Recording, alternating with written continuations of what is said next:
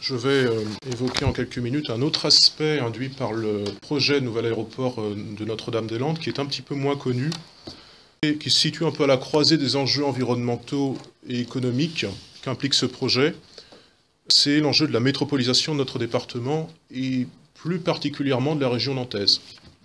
Puisque vous savez, je pense, que notre ancienne communauté urbaine, qui existait depuis une quinzaine d'années, est devenue, en vertu d'une loi récente, la loi MAPAM, une métropole de plein droit. C'est un nouveau statut juridique, c'est une sorte d'ovni juridique, enfin en tout cas moi je le qualifie comme ça, qui fait que certaines villes de France, certaines grosses villes de France, à partir d'une masse critique démographique en quelque sorte, vous avez Rennes, vous avez Grenoble, vous avez Nantes, vous avez Aix-Marseille, eh bien ces villes-là deviennent des métropoles. Et ça pose un certain nombre de problèmes nouveaux qui naturellement n'existaient pas avant par définition. Et notre opposition à l'aéroport de Notre-Dame-des-Landes est en partie liée à ce phénomène de métropolisation, parce que nous considérons que ce projet non seulement s'inscrit dans la métropolisation de Nantes, mais qu'elle l'aggrave.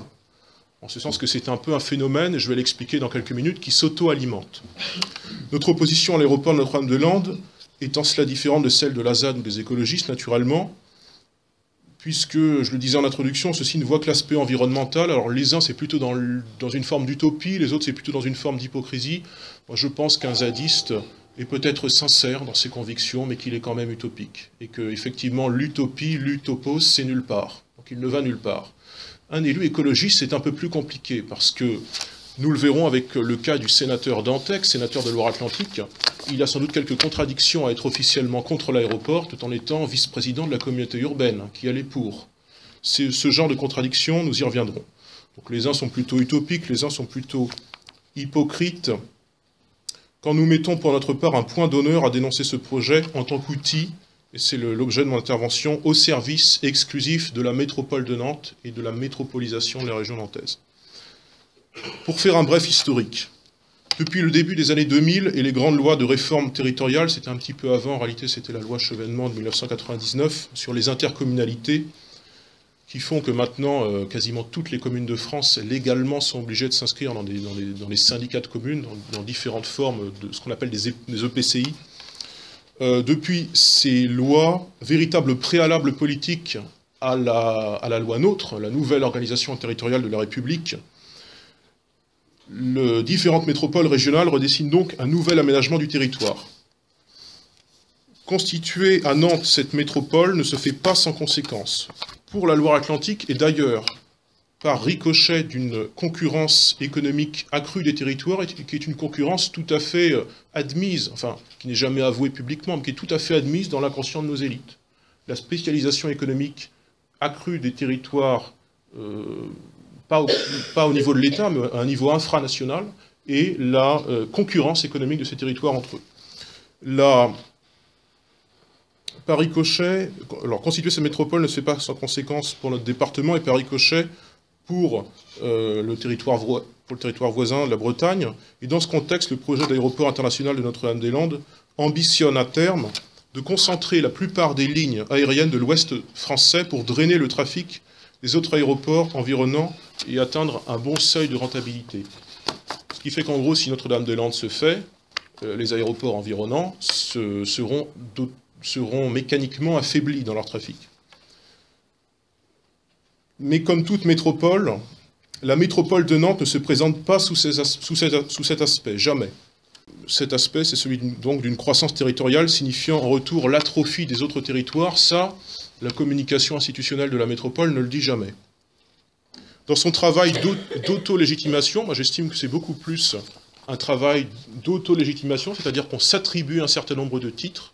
J'y reviendrai brièvement tout à l'heure avec tout l'aspect culturel. Par exemple, eh bien, Nantes s'est auto-investi en tant que capitale européenne écologique en 2013. Pourquoi pas, mais c'est plutôt une forme d'auto-légitimation que de légitimation, par exemple, par le suffrage populaire ou l'assentiment populaire. Dans son travail d'auto-légitimation, alors au sein des assemblées locales, comme d'ailleurs dans une presse qu'elle subventionne et diffuse largement, tantôt promotionnelle et gratuite comme Nantes Passion. Je ne sais pas si vous connaissez Nantes Passion, c'est une sorte de petit gratuit dont je suis étonné pour ma part en tant qu'élu de Saint-Nazaire, de le recevoir dans ma boîte aux lettres. Il n'y a pas de raison, à 65 km de Nantes, qu'on ait Nantes Passion. Donc ça montre quand même une certaine forme de prosélytisme au service de la métropole. De propagande, très exactement. Cette presse, elle est tantôt un peu promotionnelle et gratuite, parfois elle est un peu plus institutionnelle et élitiste, avec Place Publique, qui est un magazine à 10 € pièce. Avec ce type de presse, la métropole de Nantes met au moins autant en avant son objectif d'excellence économique que sa politique culturelle. C'est son meilleur atout de légitimation. Elle veut, à ce titre, concentrer en elle le capital culturel du département. Grandes écoles, universités, centres de recherche et de création, musées, palais des congrès, pour rayonner au niveau national, ça c'est le minimum, mais on se doute bien quand on entend les propos de Madame Roland ou avant elle de Monsieur Hérault, que si on pouvait rayonner au niveau européen, voire international, on ne s'en priverait pas. Et pour ça, elle le fait avec une offre artistique et d'enseignement. Le but, jamais avoué, encore une fois, est d'attirer par l'aura, je dis l'aura entre guillemets, ne le prenez pas au sens propre, par l'aura de la métropole des classes sociales plutôt aisées, susceptibles de consommer et de fournir la main-d'œuvre adaptée aux secteurs d'activité les plus innovants et rentables. C'est ce que dans le jargon sociologique, on appelle avec gracieuseté pour le peuple les professions intellectuelles supérieures, comme s'il y avait des professions intellectuelles inférieures par ailleurs. On le voit dans la région de Nantes, ces changements à l'œuvre, par la métamorphose urbaine puis sociologique, la première entraînant en fait la seconde, de certaines zones. L'île de Nantes, Chantenay, Trentemoux, ce sont des quartiers ou des communes qui, vous l'avez sans doute vu ces dernières années, voire ces dernières décennies, ont significativement changé dans leur urbanisme et dans leur composition sociologique. Ce n'est pas quelque chose d'anodin, c'est tout à fait conscient et construit. La métropolisation en cours n'annonce rien de bon pour le réseau de villes petites et moyennes que la Loire-Atlantique a su conserver. Elle est d'ailleurs d'autant plus accélérée que, en fait, l'État n'a plus vraiment de politique d'aménagement du territoire au sens propre et qu'il se contente encore une fois de mettre en concurrence les territoires sous forme de bonus financiers. Alors il n'y a pas de malus financier, heureusement, mais il y a quand même des bonus financiers pour certains territoires et certaines baronnies politiques, disons le mot, qui jouent le jeu mieux que d'autres, voire plutôt que d'autres. Cette politique conduit à marginaliser des populations fragiles et les classes moyennes. Elle crée de fait des couronnes urbaines pavillonnaires dans certaines villes, pas à Nantes, mais dans certaines villes, jusqu'à, à Marseille notamment, jusqu'à parfois 50 km des centres urbains. Et cela conduit également à abandonner des pans entiers de l'économie productive, source de ségrégation sociale et naturellement de désindustrialisation. Avec ce phénomène, la ville, en dépit des promesses qu'elle affiche, parce que la ville de Nantes, on le sait, c'est l'endroit où on veut vivre, hein, c'est un endroit de rêve, mais malgré ces promesses généreuses, ça n'est plus un lieu d'intégration ou un lieu d'inclusion, comme elle le prétend souvent, mais ça devient un lieu d'exclusion sociale. Un tel décalage entre la communication clinquante et l'exclusion qui caractérise de manière croissante la métropole de Nantes, mais en fait d'autres espaces, n'est jamais vraiment débattu. Voilà, moi, je n'ai pas souvenir, je ne vais pas à tous les débats publics, mais je m'intéresse quand même un minimum. Je n'ai pas souvenir qu'il y ait eu d'organisation de débats publics à l'initiative de la métropole sur le fait que la ville soit un lieu d'inclusion, soit un lieu d'échange social. Ce type de débats, disons-le clairement, sont plutôt organisés par des associations ou des indépendants.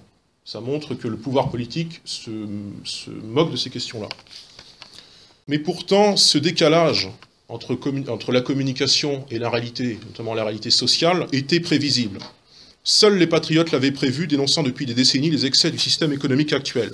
Un système dysfonctionnel, un système dérégulé, facteur non pas de richesse et de progrès, mais au fond d'un enrichissement d'une minorité d'hommes et de territoires pour un appauvrissement d'une majorité.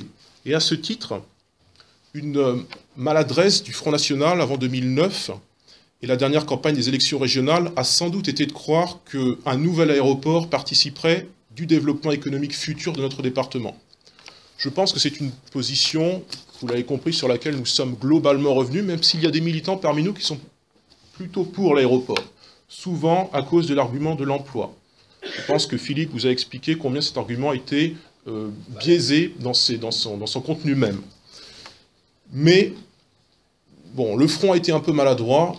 Il se rattrape quand même depuis 6 ans, sauf que sa position n'est pas connue, qu'elle n'intéresse pas la presse. même si nous la maintenons depuis la dernière campagne des élections régionales, puisque Brigitte Leveux l'avait déjà porté à l'époque en 2010. En réalité, ce projet, le projet d'aéroport, de nouvel aéroport, s'inscrivait déjà depuis des décennies, depuis au moins 30 ans, puisqu'il date de 1963 dans ses premiers jalons, au sein des dynamiques spatiales et économiques prévues par la métropolisation de Nantes. Mais il y a 6 ans, ce sujet, ces enjeux, sa critique, étaient, disons-le, politiquement inaudibles. Seule une minorité de Ligériens se montrait réticents vis-à-vis de la métropole. Et puis d'ailleurs, celle-ci n'était que naissante, puisque ce n'était qu'une communauté urbaine à l'époque, elle n'était pas aussi développée que maintenant. Critiquer la métropole, c'était donc, d'une certaine façon, faire œuvre de prospective, puisqu'il fallait deviner ce qu'elle allait devenir à l'orée de l'année 2015, et puis surtout, c'était prendre le risque d'être peu entendu. Sauf que les choses ont beaucoup changé en quelques années. En 2015, l'emprise physique et sociale de la métropole est beaucoup plus visible, mais ses échecs le sont aussi. Renchérissement des loyers, ségrégation spatiale, je l'ai évoqué tout à l'heure, étalement urbain, et un étrange, je ne sais vraiment pas comment le qualifier, un étrange affaiblissement du pouvoir politique local face aux manias du BTP, Vinci, Bouygues, ça c'est entendu. Tout le monde sait que les politiciens locaux sont plus ou moins aux ordres. Mais cet affaiblissement coexiste en même temps avec l'hégémonie d'une infime minorité d'élus, qui sont des élus métropolitains, face à des élus locaux dévalués dans leurs compétences. Pour comprendre les enjeux autour de ce projet de nouvel aéroport Notre-Dame-des-Landes, il faut faire un tout petit peu d'histoire locale. Il convient également de rappeler qui en fut le principal artisan. C'était Jean-Marc Ayrault, maire de Nantes, entre 1989 et 2012, avant qu'il soit Premier ministre. Son successeur à la mairie et à la communauté urbaine, qui est devenue métropole, Johanna Rolland, n'a pas varié vis-à-vis de l'aéroport, bien au contraire. Elle fait d'autant plus de zèle sur cette question-là. Aux premières années du municipal Ayrault, donc à la fin des années 1980, les élites politiques locales, c'est-à-dire l'union de la gauche, choisirent une nouvelle option de développement officiellement en direction de la culture. Rappelons-nous que 2 ans auparavant, 1987, avait fermé les chantiers navals du Bijon, signant un petit peu la fin d'une séquence historique, donc la fin du Nantes industriel qui existait depuis la fin du 19e siècle. La fin de ce Nantes au profit d'une toute autre ville, orientée sur la tertiarisation de son économie, et on ne retrouve de ce Nantes historique que quelques vestiges, comme les fameuses grues Titan, à côté desquelles nos équipes de collage font toujours des merveilles, puisque c'est notre principal site de militantisme.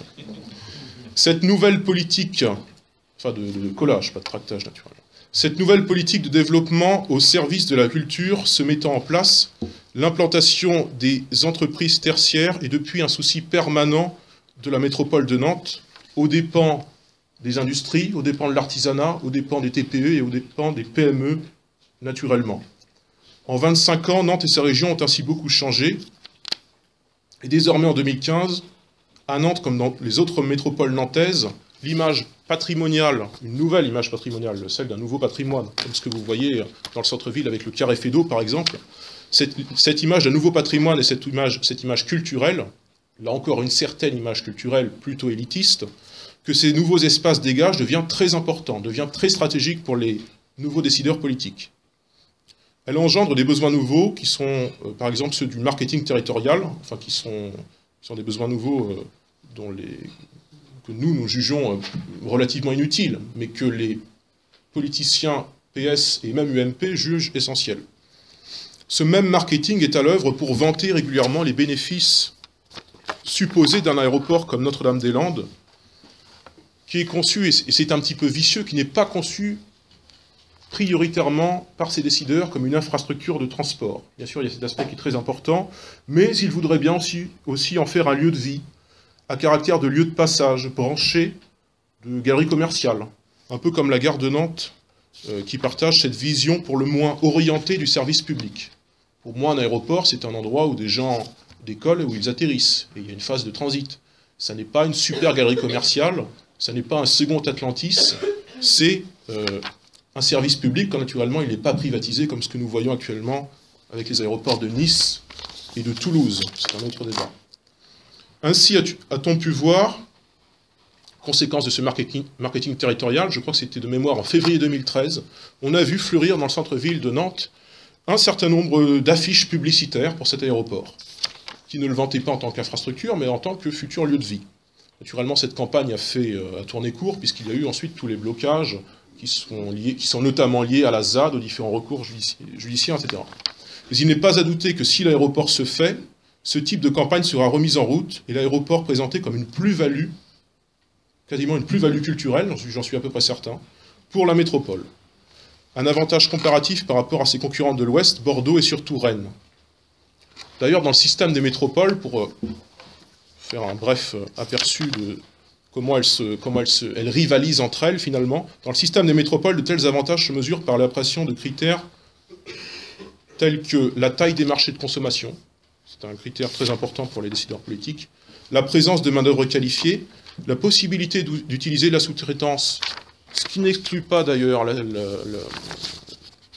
main-d'œuvre détachée, bien au contraire, les travailleurs détachés, la présence de services, la densité des transports et leur bon fonctionnement, et bien sûr le dynamisme culturel et son perpétuel renouvellement.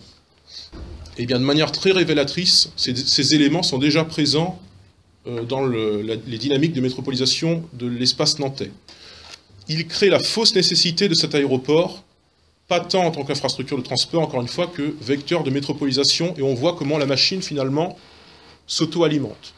Une infrastructure, un grand projet en légitimant un autre, et ainsi de suite. Parce que qui peut croire qu'un nouvel aéroport ne justifiera pas d'autres grands projets de ce type par la suite? Simultanément, Rennes est elle-même engagée dans un processus de métropolisation qui la place en concurrence directe avec la métropole de Nantes, même si dans cette comparaison, elle pâtit de certains défauts. Déjà, Rennes, c'est 75 000 habitants en moins, donc elle est affaiblie, même si elle a des avantages qui sont notamment son histoire universitaire et le fait qu'elle soit un nœud ferroviaire pour le TGV. Mais il est difficile de croire, à inégalité de population notamment, que à terme, ces deux métropoles puissent coexister sans que l'une ne soit complètement affaiblie, complètement effondrée économiquement par l'autre. On parle d'ailleurs, et ça n'est pas complètement du délire, ce n'est pas le Front National qui le dit, ça se dit, ça se lit, même, y compris dans certaines revues dont je vous ai cité le nom comme Place Publique. On parle de la possibilité, dans le cadre d'une domination complète de la métropole nantaise sur l'espace rennais, on parle de la possibilité d'un continuum urbain entre Nantes et Saint-Nazaire, par exemple. Je ne sais pas si certains d'entre vous ont entendu parler de c'est pas une éventualité d'ailleurs, ça existe, le pôle métropolitain Nantes-Saint-Nazaire, qui est quelque chose qui se surajoute aux intercommunalités déjà en place et au département naturellement. Ce pôle métropolitain, c'est plus quelque chose de virtuel pour l'instant. Mais est-ce qu'il ne nous prépare pas un continuum sur 60 km, un continuum d'urbanisation entre Nantes et Saint-Nazaire? À ce titre, par exemple, comment envisager la rénovation soudaine, qui n'avait jamais intéressé personne avant, la rénovation de la gare de Savenay. Savenay, qui est une ancienne ville de sous-préfecture, qui est à l'équidistance à peu près de Nantes et de Saint-Nazaire, qui jusque-là n'intéressait personne. Je ne sais pas si vous êtes déjà venu en gare de Savenay, mais c'est un peu triste. On voit que c'est une ville qui est objectivement en décrochage. Eh bien, il a été décidé, il y a de ça à peu près 6 mois, de la rénover complètement. Qui finance? Eh bien, ça n'est même pas la région, enfin si, la région finance un petit peu, mais c'est surtout l'intercommunalité qui finance, comme quoi ça témoigne peut-être d'une volonté de prise en charge de ces territoires, plus tellement par l'État, même plus par la région, mais par les intercommunalités qui grossissent dans leurs prérogatives. La perspective de l'aéroport, s'il se faisait, comme l'a indiqué Pascal Gana, comme l'a indiqué Philippe Murer, c'est celle d'un désastre sur différents plans économiques, écologiques.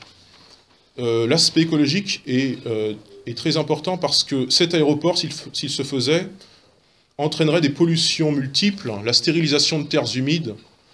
Je parle de pollution, quand je dis pollution multiple, ce sont des pollutions au kérosène, des pollutions à l'antigel. Or, ces risques environnementaux sont complètement mis sous le boisseau par la stratégie de communication que moi je qualifie d'environnementaliste, c'est-à-dire tout le monde est écologiste dans cette salle, mais nous le sommes sincèrement. Les élus socialistes, les élus écologistes, c'est un petit peu différent. Ils le sont avec ostentation et on peut douter de leur sincérité. Cette stratégie de communication environnementaliste, elle est totalement en contradiction avec le projet de Notre-Dame-des-Landes et ses conséquences environnementales. Il y a comme ça une constante hypocrisie entre le discours des écologistes et leurs pratiques. C'est épatant, je l'ai rappelé très brièvement, je ne vais pas insister, avec l'attribution en 2013 du label Capitale européenne verte.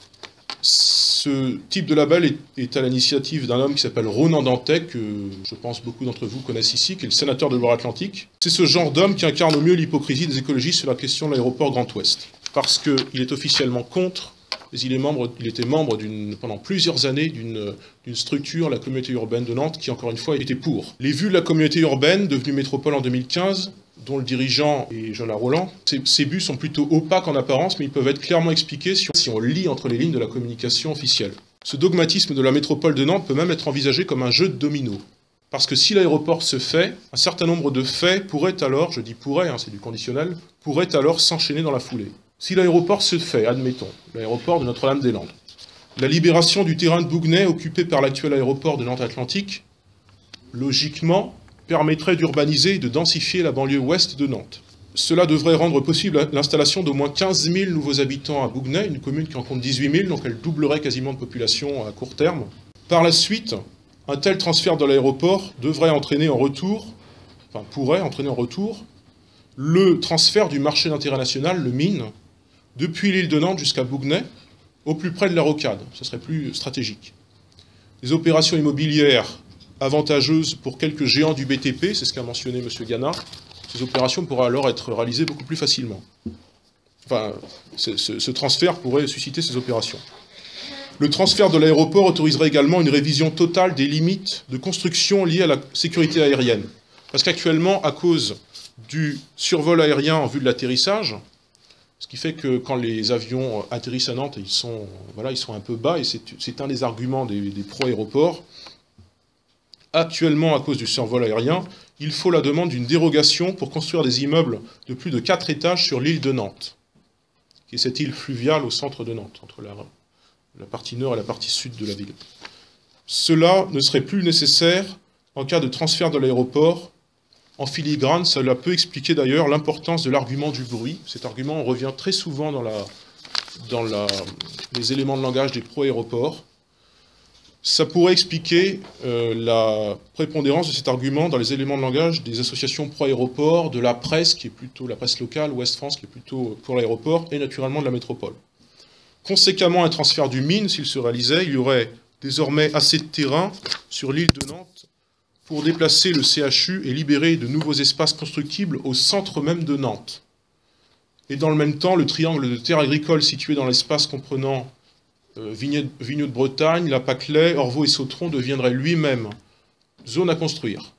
Donc la métropole pourrait urbaniser sans cesse par ce jeu de dominos dont je ne dis pas qu'il se produira, mais qui pourrait se produire si cet aéroport est une réalité. Ce projet nouvel aéroport est fidèle aux grands principes métropolitains, et notamment ses principes économiques, privatisation des profits financiers et couverture des pertes par les contribuables. Dans le cas présent, l'État et les collectivités locales supportent 75% des investissements, et si le projet fonctionne, Vinci sera largement bénéficiaire avec son partenariat public-privé, et comme l'a mentionné Philippe, par la perception d'un important loyer et de droits de concession des parkings. Mais si Vinci échoue, Vinci réclamera au moins 250 millions d'euros de déménagement. Donc Vinci est gagnant à chaque fois. Et les contribuables sont perdants à chaque fois. Voilà pour résumer quelques opinions peu orthodoxes, entre guillemets, sur l'aéroport Grand Ouest. Elles le sont en ce sens que la problématique territoriale est rarement évoquée, sinon jamais évoquée, et surtout un petit peu par les écologistes, mais pour avoir un avis favorable sur cet aéroport, mais jamais par les zadistes, qui ont une lecture strictement réductrice et écologiste radicale de cette question. Mais en conclusion, puisque c'est une manifestation aujourd'hui d'un collectif qui s'appelle Nouvelle Écologie, cela ne doit pas nous laisser perdre de vue le désastre environnemental qu'engendrerait cet aéroport. Nous appelons simplement, plutôt qu'à une opposition sans nuance et qui serait concentrée sur l'aspect environnemental de l'aéroport, a constitué un contre-projet articulant des oppositions qui en réalité sont convergentes, parce qu'on s'oppose pour l'aspect économique, pour l'aspect écologique, pour l'aspect d'aménagement du territoire. Ces oppositions convergent. Il y a également une opposition sur l'aspect juridique, et je pense que Gilles Le Breton, notre député au Parlement européen, va maintenant vous en parler. Je lui laisse la parole.